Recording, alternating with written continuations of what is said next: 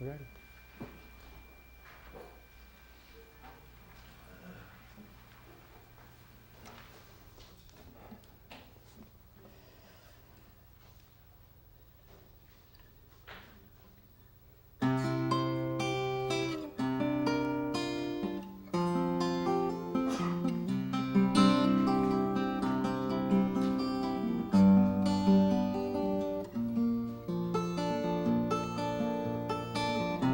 Just yesterday morning, they let me know you were gone. Suzanne, the plans they made put an end to you. I walked out this morning and I wrote down this song. I just can't remember who to send it to. I've seen fire and I've seen rain. I've seen sunny days that I thought would never end. I've seen lonely times when I could not find a friend. But I always thought that I'd see you again. Won't you look down upon me, Jesus? You gotta help me make a stand. You just got to see me through another day. My body's aching and my time is at hand. I won't make it any other way. Oh, I've seen fire and I've seen rain. I've seen sunny days that I thought would never end. I've seen lonely times when I could not find a friend. But I always thought that I'd see you again. Been walking my mind to an easy time, my back turned towards the sun. Lord knows when a cold wind blows, it'll turn your head around. Where there's hours of time on a telephone line that talk about things to come. Sweet dreams and flying machines in pieces on the ground. Oh, I've seen fire and I've seen rain. I've seen sunny days that I thought would never end. I've seen lonely times when I could not find a friend. But I always thought that I'd see you, baby, one more time again now. Thought I'd see you one more time again. There's just a few things coming my way this time around now. Thought I'd see you, thought I'd see you, fire and rain now. La da da, la da da da da.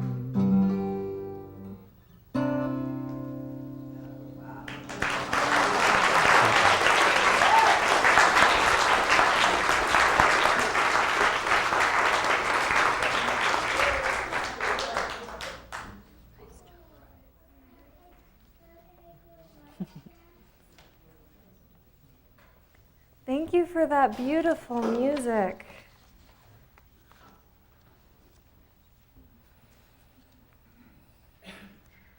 The one remains, the many change and pass. Heaven's light forever shines. Earth's shadows fly.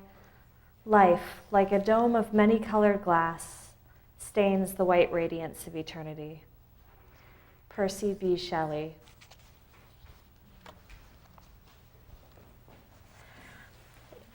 If you would all join us and kindle the flame.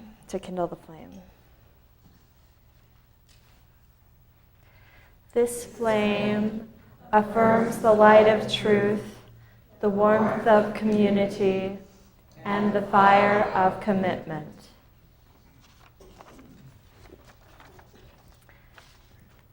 And now if you would join me in our opening hymn, number 360, We Have Gathered.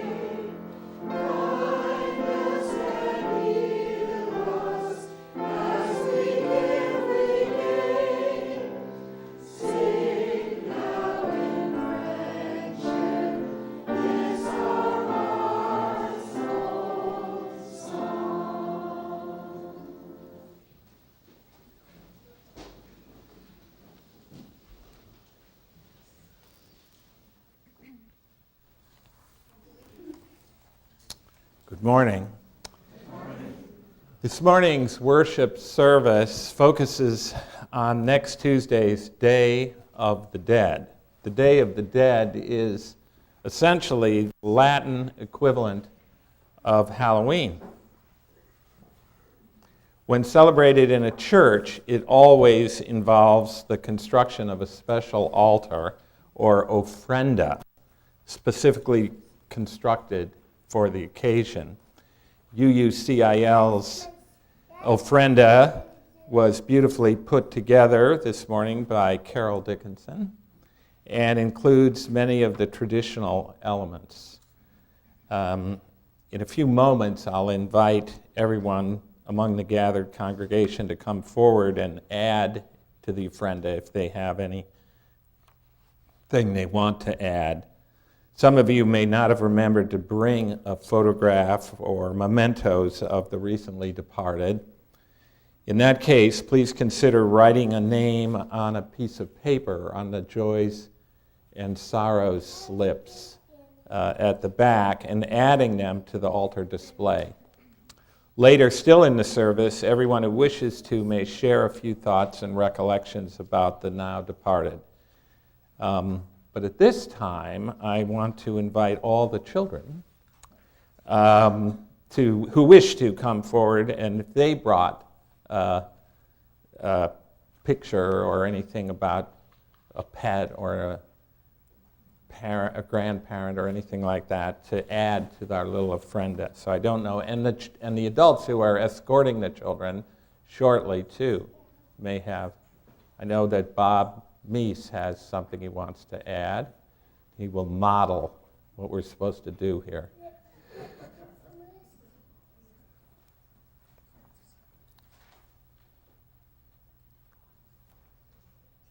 Want to tell us about that, Bob? What you're adding there? It seems so strange. I'm adding Sylvia's favorite cat toy. Sylvia died 2 weeks ago. Sylvia was your pet, right? Yeah, she was our cat, and we dearly miss her. Goodness. Well, thank you.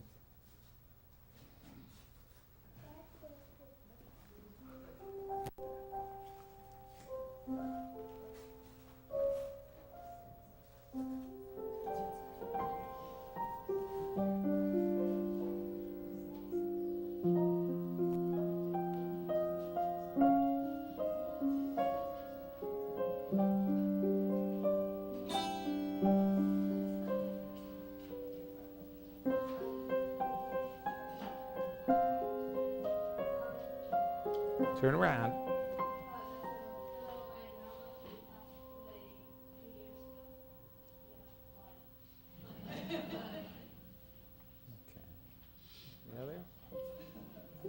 Okay. There'll be another chance.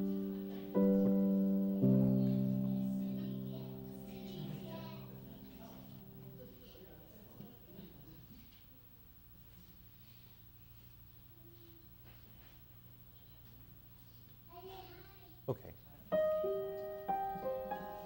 Go with wonder. Go with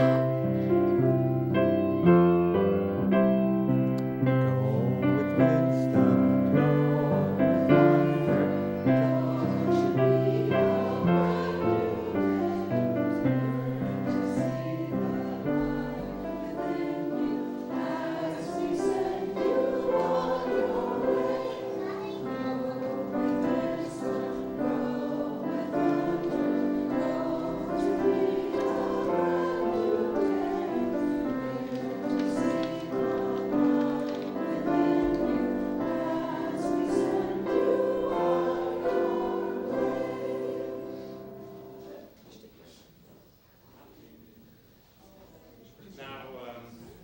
Usually one of our board members does this next section, but if none of will do it, I'll do it. Oh, Steve?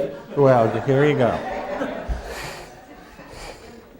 see, this is my costume, I'm a board member. These little yellow tags let you know. Okay, good morning and welcome. My name's Steve Fulkerson. I've been a member of this congregation for just a bit over 5 years now. As I said, I'm a member of the Board of Trustees, and I'm happy to answer any questions you might have about the church. Other members of the board also have yellow tags, so feel free to ask any of them questions also. Unitarian Universalism is a church of open minds and open hearts. We strive to be welcoming and inclusive. We'd like to help you grow in spirit, reason, fellowship, and justice. If this is the first or second time you visit us, thank you so much. Please stay after for coffee and so we can get a chance to know you better. There's a lot going on in this community, and you'll find that on the yellow slip on the inside of your order of service, this description of each of those. We welcome you wherever you are on your spiritual journey. Do you have a joy or a sorrow to share with us? You'll find slips at the back of the sanctuary, and if you could please fill one out if you want to share, and give it to the worship leader this morning during the meditation. We have a bit of something to share right now. Catherine Baker, the Assemblywoman for the 16th District, has sent us a very nice, anniversary present for our 60th anniversary. In honor of the 60th anniversary celebration of the Unitarian Universalist Church, thank you for your outstanding dedication, commitment, and service to our Livermore community.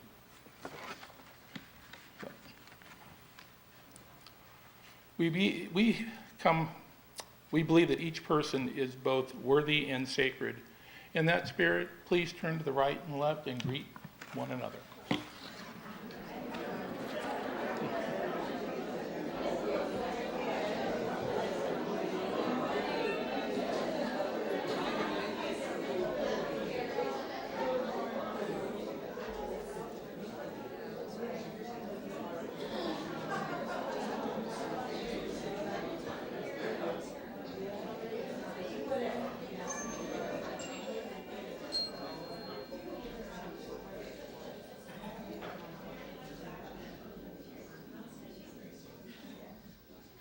All join me for I keep forgetting I have the microphone attached. I don't have to talk into that. If you would all join me in the responsive reading number 720 in the gray hymnal, We Remember Them. You will read the italics and I'll read the plain type. In the rising of the sun and in its going down, we remember them. In the blowing of the wind and in the chill of the winter, we remember them. In the opening of buds and in the rebirth of spring, we remember them. In the blueness of the sky and in the warmth of summer, we remember them. In the rustling of leaves and in the beauty of autumn, we remember them. In the beginning of the year and when it ends, we remember them. When we are weary and in need of strength, we remember them. When we are lost and sick at heart, we remember them. When we have joys we yearn to share, we remember them. So long as we live, they too shall live, for they are now a part of us as we remember them.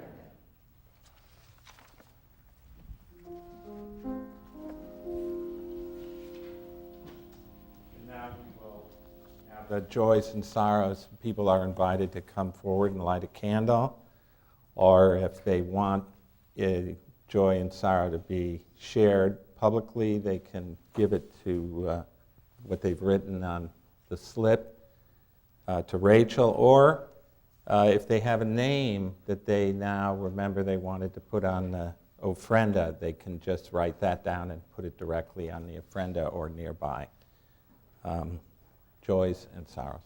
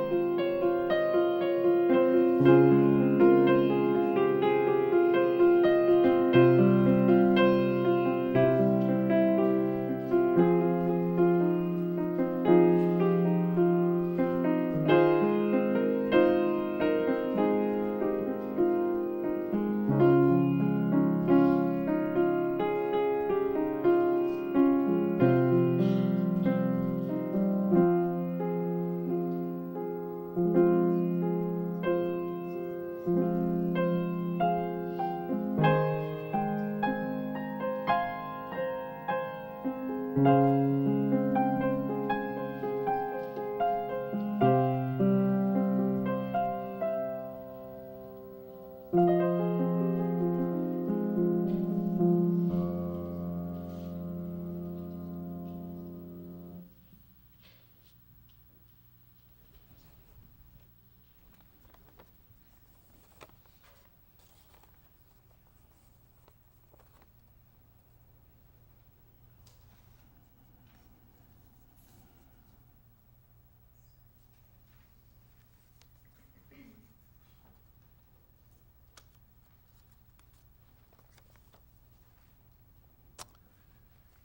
have many names that were brought forth, and I will invite people to come and share a little bit about those names later if they wish.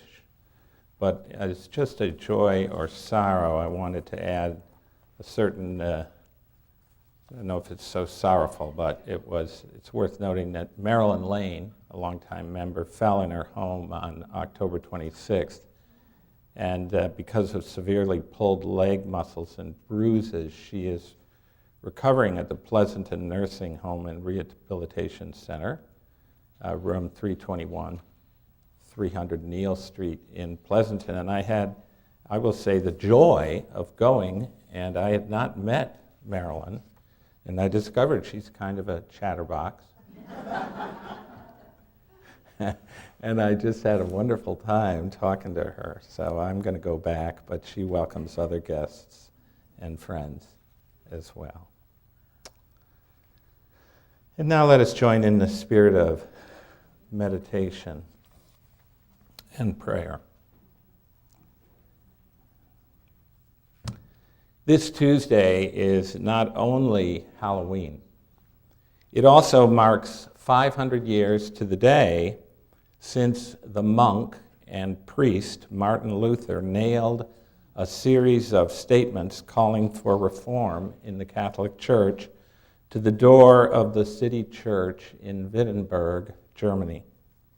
Luther's action unwittingly set off the Protestant Reformation, the splintering of Catholic unity in Western Europe, and the development of dozens of different Christian denominations over the next decades and centuries. Quakers, Schwenkfelders, Baptists, Episcopalians, Unitarians, Universalists, and many, many others. In commemoration, let us rejoice half a millennium later in the broadly shared theological freedom enjoyed in today's Western world. Freedom that allows us to individually believe and practice faith according to our consciences.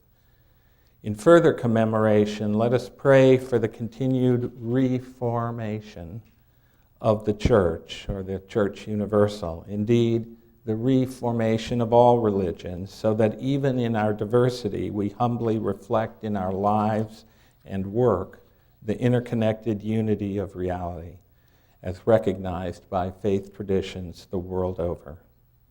We celebrate the reformation, which continues even today, every day.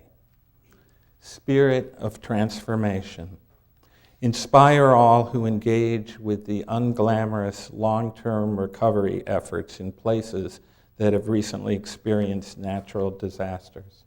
Hurricanes in Ireland and the United Kingdom, and in Texas, Florida, and Puerto Rico, an earthquake in Mexico City, wildfires in Portugal, Spain, and right here in Northern California, severe flooding in India, Bangladesh, and Nepal. Our hearts also go out to those in the wake of Typhoon Lan and its destruction in Shizuoka, Japan. Reform us and renew us as we respond in gratitude to the gift of life by sharing with others. We anguish at the many global developments where, so often it seems, decisions have been made based on fear. This week, Australia has rejected a groundbreaking clean energy proposal in favor of a plan that will lower costs and secure the energy grid. And the Czech Republic has elected a new leader with an anti-refugee stance. We lament that political conflicts in Venezuela and Spain continue to hurt the most vulnerable. We shudder that many nations around the world are turning their focus inward in response to social and financial anxieties. Honoring the noblest aspirations of Unitarian Universalism, may we here this morning be reformed and renewed as people whose faith and trust rests not in fear, but in reason, imagination, hope, and in willing cooperation. Spirit of renewal and reform, bless us with opportunities to creatively use our hands and hearts to help heal our world. Guide us in our interactions with those we live with and whom we love, so that our homes may be places of warmth and laughter, care and empowerment that we all want them to be. May our hearts and hands find ways to do good things in healthy, helpful ways. In this spirit, we rejoice in the efforts of foresters in Iceland fighting to restore ancient forests there and combat climate change. The people of Nicaragua who have signed the Paris Climate Agreement, leaving only 2 countries in the world who have not. The liberation of Raqqa, Syria, long held by the radical ISIS militant group.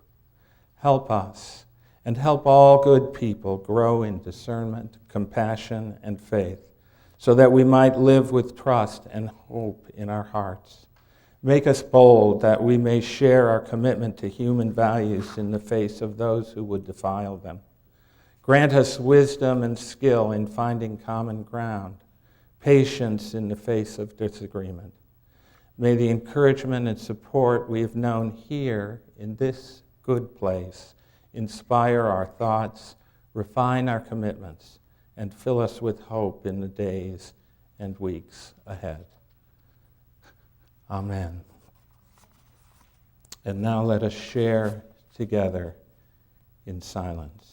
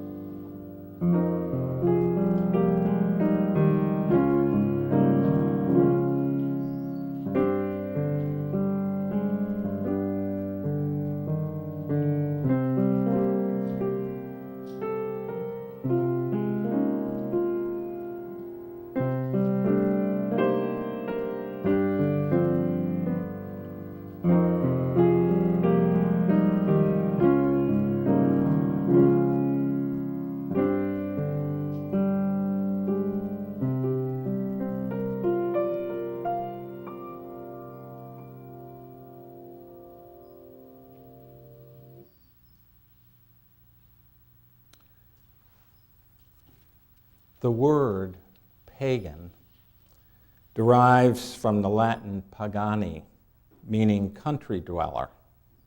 That is, rural people whose religious conservatism caused them to cling to old beliefs and practices, even when Christianity was well established in cities and among the aristocracy. Even after 2,000 years, vestiges of paganism still permeate Christianity and Western culture. So just to refresh your memory, Jesus probably died about 33 BC, or AD, or Common Era, CE, they call it now. And it was 30 to 60 years before anything was written down, and 100 years into it, there were little Christian churches around in the Middle East and Asia Minor and Greece and the southern Mediterranean. And they thrived, but they were underground. The state religion was the Roman gods. But they continued to thrive and grow. Emperor Constantine, around the year 300, I think he was 306, he became emperor through 337. So for about 30 years.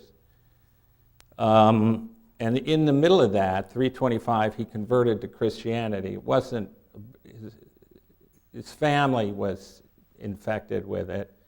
And he had a dream one night that, you know the cross, we all know what the cross looks like, but you know that cross with kind of a loop on the top? He had a dream that that symbol was on the shield of all of his soldiers, and they won in battle. That's all it took. He was a prince. He wanted to win in battle. He converted, and that symbol was put on the shields of the Roman legions. And overnight, the state, what had been an outlaw religion, became the state religion. And he convened the next year the Council at Nicaea to decide what he wanted everybody on the same page, and that's when Universalism and Arianism, the idea which Unitarians are Arians, we tend to believe, most of us, that Jesus may have been an incredible prophet, but he was just a human being like everybody else, and born of a woman and a man. And Universalism, the idea that in the final day of judgment all would be saved. Those views, well, Universalism took another couple hundred years, but it was frowned upon, but it wasn't anathematized. But at any rate, suddenly you had state religion was Christianity. Now, rural people, and those living close to the earth, not only in ancient Rome, but also in modern times, have always paid close attention to the annual cycle of the seasons. Ceremonies and celebrations were held on equinoxes and solstices, and also at the halfway points between them, February 1st, May 1st, August 1st, and the 1st of November, 3 days from now. Through the first half of the Christian era, that is, so the first 1,000 years, the first millennium, paganism was overt and more or less acceptable. Christianity and paganism kind of existed side by side, depended on the locale, but an uneasy proximity, I guess you could call it, long enough for Christians to take over many of the pagan deities, holy places, customs, and holidays as possible, noting that people are not that enthusiastic to accept Christianity unless it could be considered an extension of their already existing faith. Pope Gregory the Great, for whom Gregorian chants are named, he was 590 to 604, he directed that all pagan feast days be Christianized. Just said, take it over, make it ours. Indeed, it could be said that paganism and Christianity coexist today, as many aspects of Christian worship, sacraments, and theology come from the pagan heritage. Now, Halloween and its Mexican counterpart, the Day of the Dead, is a perfect example. The pagan idea used to be that crucial joints between the seasons opened cracks in the fabric of space-time, allowing contact between the ghost world and the mortal one. And this also happened right in the middle of each season. May 1st, Groundhog Day, and November 1st.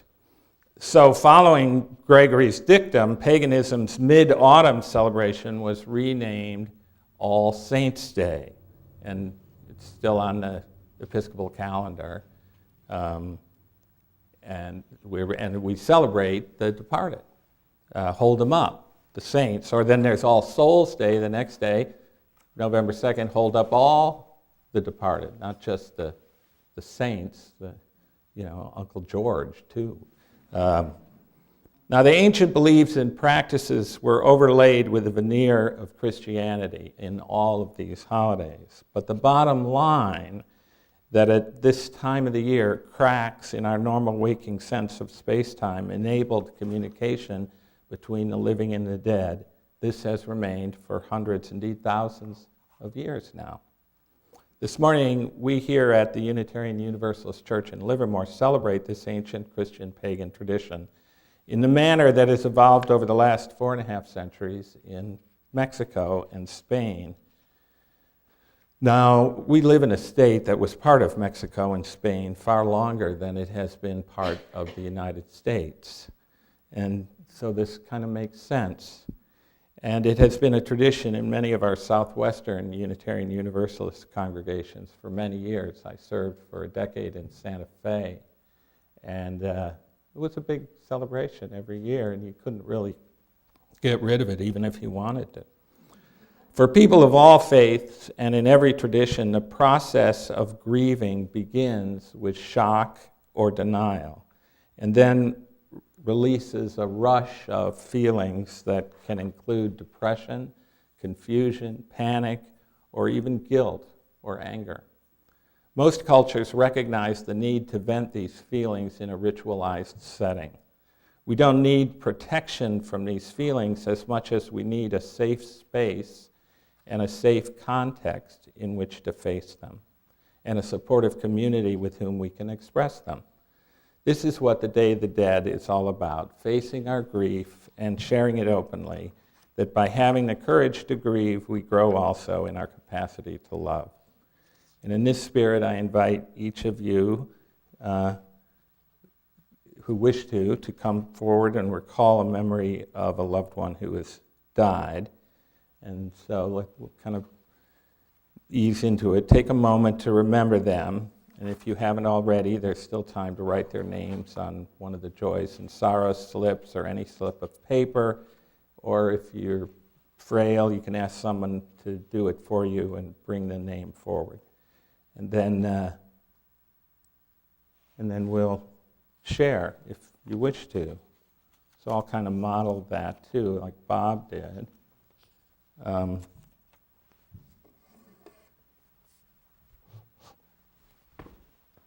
Terry, does this work? Okay. So my Aunt Fran.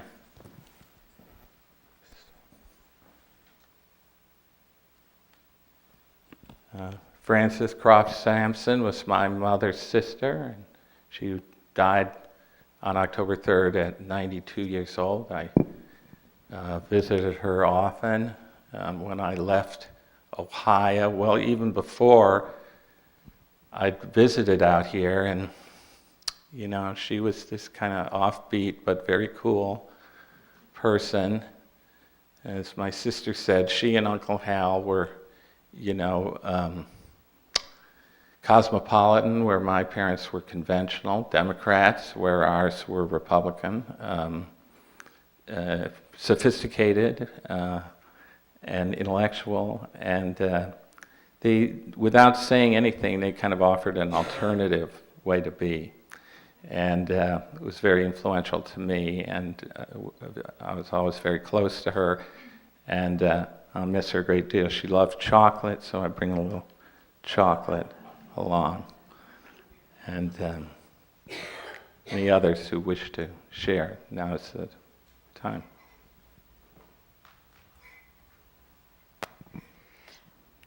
Many of you knew Marilyn Bunnock, Kurt's mother. Nobody ever had a greater mother-in-law. She died just about exactly a year ago, and I loved her. The other thing I put up, and you may wonder why, so I'm going to tell you, is my guitar, which belonged to a dear friend of mine, Eric Peter Smith, who died in 1995 at the age of 41, and gave me his guitar. And he was always my best singing partner.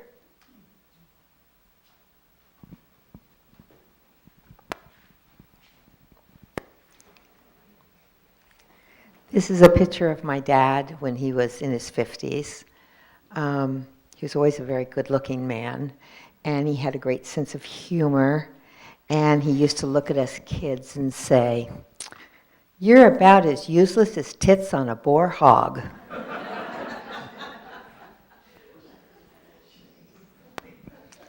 I want to remember my Uncle George Angleton, who lived in Fort Collins, Colorado in the summer and Edgewater, Florida in the winter, and he died in July at the age of 90. He was a merry prankster, a research scientist who loved a good martini, a good game of ping pong, and a good argument.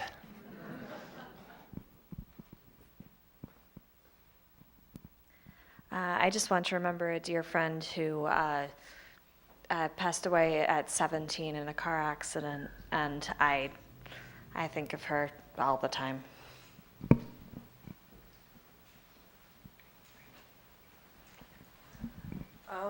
I want to remember Anna Jarn, who was the mother of Bogdan Jarn, who was John's, my husband's best man, and he passed away before she did several years ago, and she was Anna was from Poland. She just passed away in October, and she was a survivor of Auschwitz and an amazing woman who lived in Montreal for a long time, and she's left her daughter, and that's who I want to remember, Anna.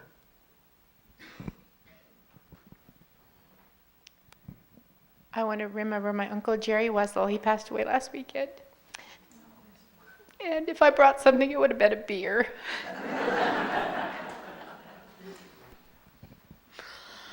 So I wanted to remember somebody who I didn't have a personal connection with. Her name was Michaela Dodgens. She's a Unitarian Universalist, member of the Church Larger Fellowship, artist and musician, and described as spiritually vibrant, also a trans woman serving time in a men's prison. In August, she was assaulted in the prison yard and died the next day. Unfortunately, the community didn't find out until just a couple of weeks ago. So I wanted to get up here and remember her, also to get up on my soapbox for a second and say that the Church of the Larger Fellowship is taking pen pal applications if anyone would like to help out Unitarian Universalists who are serving time right now. Okay.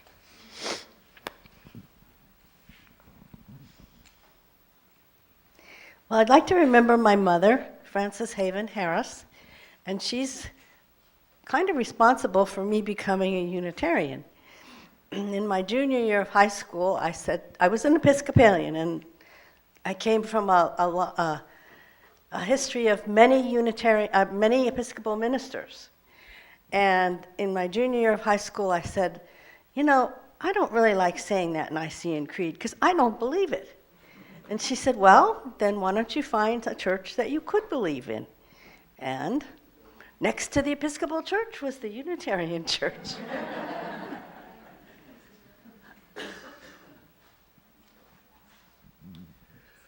I've had a lot of losses in the last 5 or 6 years, but I wanted to reflect on what's not here this morning. That we were invited to bring pictures of our loved ones, and both my father and my mother had their memorial services in this room. My father died in 1992. He was an artist, and as an artist, one of the things that he liked to do was self-portraits, so I have a couple of self-portraits. When my mom passed away in 2011, we had the service here, and one of my father's self-portraits is a 5-foot-tall plywood cutout of him holding a martini glass and looking a bit devilish. And so when we were invited to bring images, I thought briefly about bringing that, but I thought better of it. But he's here in spirit.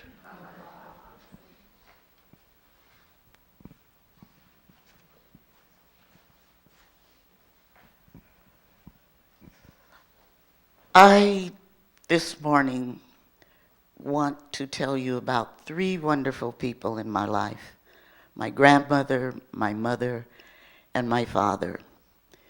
And my grandmother was 1 generation away from being enslaved. Her father was an enslaved African in his childhood. My mother and father, grandparents, were enslaved Africans. And I always marveled of all they endured and what wonderful, absolutely fabulous parents and grandparents they were. And my grandmother loved this song, "This Little Light of Mine, I'm gonna let it shine. Oh, this little light of mine, I'm gonna let it shine, hallelujah. This little light of mine, I'm gonna let it shine, let it shine, let it shine, let it shine." And they let their light shine so that I had a wonderful life. My brothers and sisters in the community, it was just a wonderful life. And I'm thankful every day when I get up and say, I have been so blessed by having those people in my life.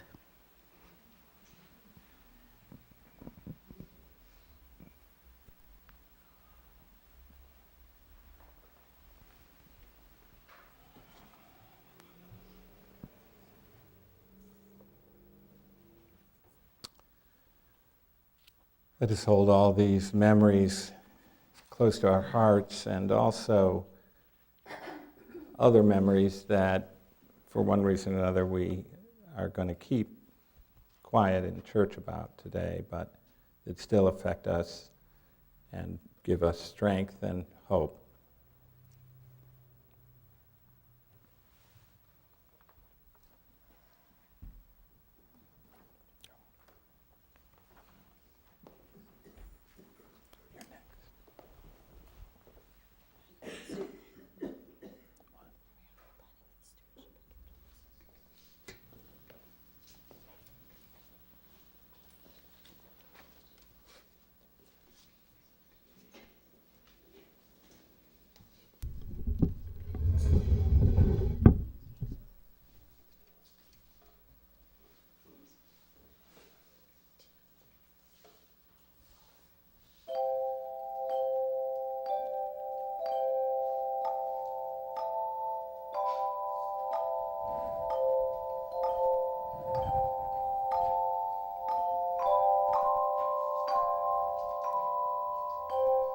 Oh, we never know where life will take us. I know it's just a ride on the wheel. And we never know when death will shake us. And we wonder how it will feel.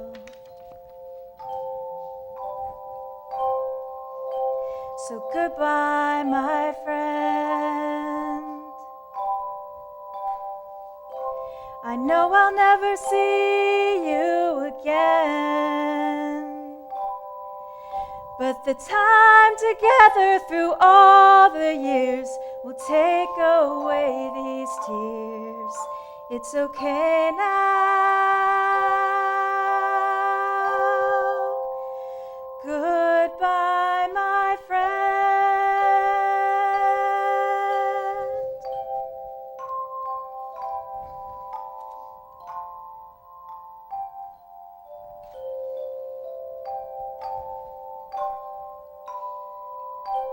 I see a lot of things that make me crazy, and I guess I held on to you. You could have run away and left, well, maybe, but it wasn't time, we both knew. So goodbye, my friend. I know I'll never see you again, but the love you gave me through all the years will take away these tears. I'm okay now. Goodbye, my friend. A life so fragile, a love so pure. We can't hold on, but we try. We watch how quickly it disappears, and we'll never know why. But I'm okay now. Goodbye, my friend.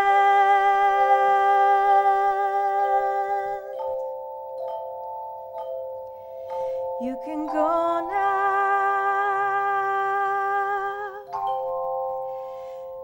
Goodbye, my friend.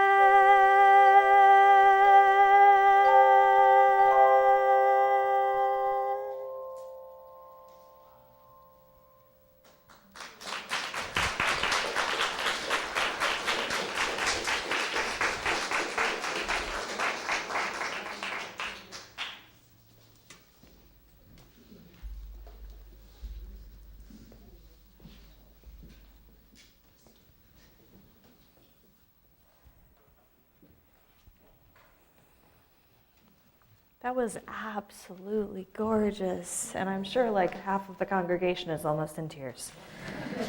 I know I am. This congregation is held together by so many different things, so many amazing. I was thinking about this earlier today. I was trying to vaguely think about the number of volunteer hours that we have people donate every single week to keep this congregation and this church running. Volunteer hours, all of the talents. The other thing that keeps the congregation going is the money that pays our rent and pays our electricity and pays our few people who are actually paid. We're going to pass around the baskets. If this is your first or second time with us, please let the basket pass you by. You are our guests. 50% of the cash donations today are going to the Jackie Stratton Memorial Fund at Anthropos.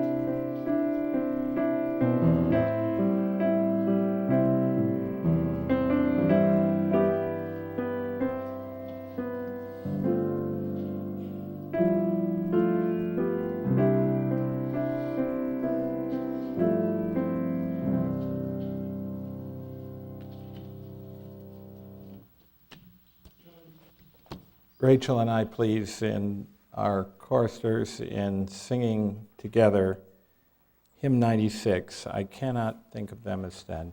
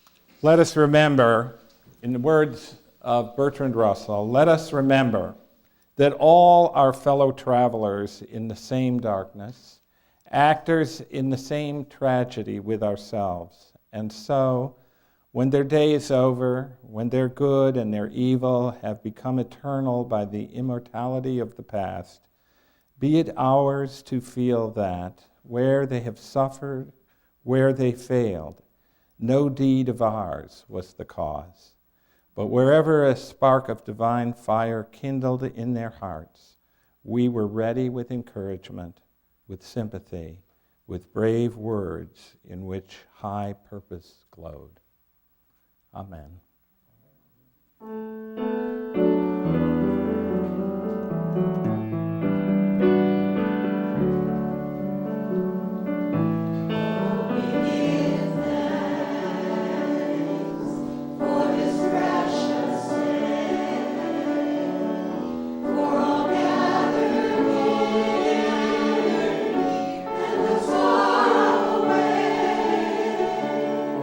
For this time we share.